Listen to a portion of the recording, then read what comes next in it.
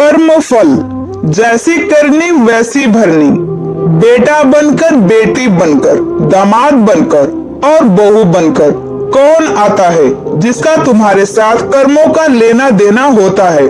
लेना देना नहीं होगा तो नहीं आएगा।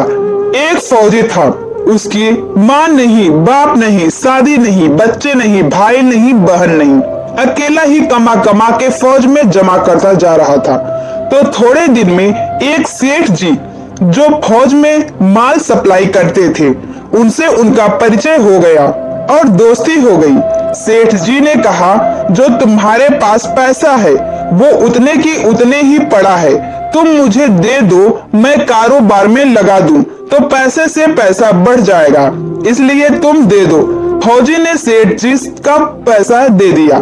सेठ जी ने कारोबार में लगा दिया। कारोबार उनका चमक गया, खूब कमाई होने लगी, कारोबार बढ़ गया। थोड़े ही दिन में लड़ाई लग गई। लड़ाई में फौजी घोड़ी पर चढ़कर लड़ने गया। घोड़ी इतनी बदतमीज थी कि जितनी जोर जोर से लगाम खींचे उतनी ही तेज भागी। खींचते खींचते उसके गलफर तक कट गए, लेकिन वो दौड़कर दुश्मनों के गोल में जाकर खड़ी हो गई। दुश्मनों ने वार किया, फौजी भी मर गया, घोड़ी भी मर गई। अब सेठ जी को मालूम हुआ कि फौजी मर गया तो सेठ जी बहुत खुश हुए कि उसका कोई वारिस तो है नहीं, अब ये पैसा देना किसको। अब मेरे पास पैसा भी हो गया, कारोबार भी चमक गया, लेने वाला भी नहीं रहा। तो सेठ जी बहुत खुश हुए। तब तक कुछ ही दिन के बाद सेठ जी के घर में लड़का पैदा हो गया। अब सेठ जी और खुश कि भगवान की बड़ी दया है, खूब पैसा भी हो गया, कारोबार भी हो गया, लड़का भी हो गया, लेने वाला भी मर गया। सेठ जी बहुत खुश हुए। वो लड़का होशियार था, पढ़ने में समझदार था। सेठ जी ने उसे पढ़ाया लिखाया। जब वो पढ़ लिख कर बड़ा हो गया तो सोचा कि अब ये कारोबार संभाल लेगा, चलो अब इसकी शादी कर दे। शादी करते ही घर में आ गई बहू रानी, दुल्हन आ गई। अब उसने सोचा कि चलो बच्चे की शादी हो गई, अब कारोबार संभालेगा। लेकिन कुछ दिन में बच्चे की तबीयत खराब हो गई।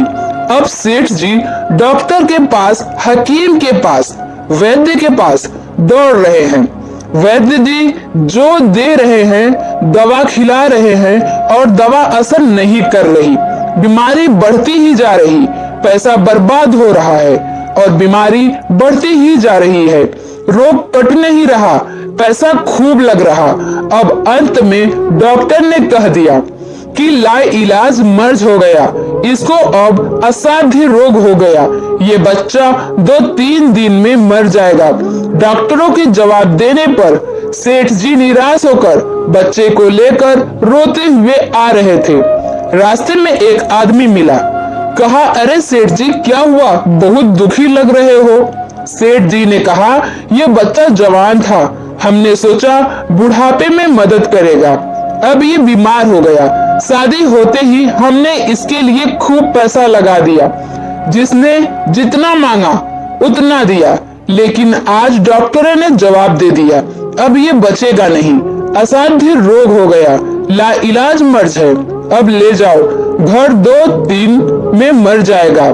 आदमी ने कहा, अरे सेठ जी तुम क्यों दिल छोटा कर रहे हो, मेरे पड़ोस में वैद्य जी दवा देते हैं, 2 आने की पुड़िया खाकर मुर्दा भी उठकर खड़ा हो जाता है, जल्दी से तुम वैद्य जी की दवा ले आओ। सेठ जी दौड़कर गए, 2 आने की पुड़िया ले आए और पैसा दे दिया। पुड़िया ले आए, बच्चे को खिलाई, बच्चा पुड़िया खाते ही मर गया। बच्चा मर गया। अब सेठ जी रो रहे हैं, सेठानी भी रो रही है और घर में बहुरानी और पूरा गांव भी रो रहा। गांव में शोर मच गया कि बहुरानी सेठ की कमर जमाने में टूट गई। सब लोग रो रहे हैं। तब तक एक महात्मा जी आ गए। उन्होंने कहा, भाई क्यों रोना धोना। लोग बोले, इस सेठ का एक ही जवान लड़का था, वो भी मर गया, इसलिए सब लोग रो रहे हैं, सब दुखी हो रहे हैं। महात्मा बोले, सेठ जी रोना क्यों। सेठ महात्मा, जिसका जवान बेटा मर जाए वो रोएगा नहीं तो क्या करेगा।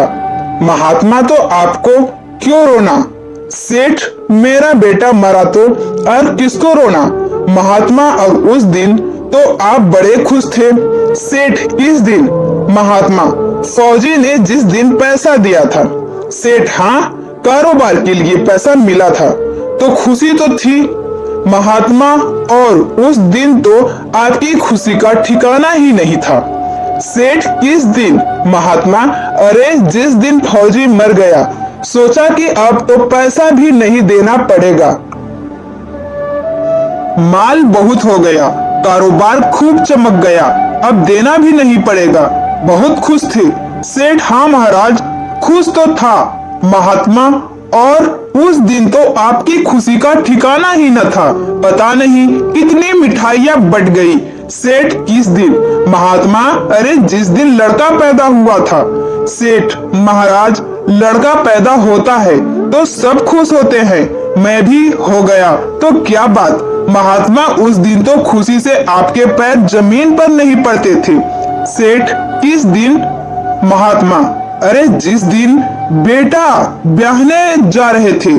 सेठ, महाराज, बेटा ब्याहने जाता है तो हर आदमी खुश होता है, तो मैं भी खुश हो गया। महात्मा, तो जब इतनी बार खुश हो गए तो जरा सी बात के लिए रो क्यों रहे हो? सेठ, महात्मा, ये जरा सी बात है, जवान बेटा मर गया, ये जरा सी बात है।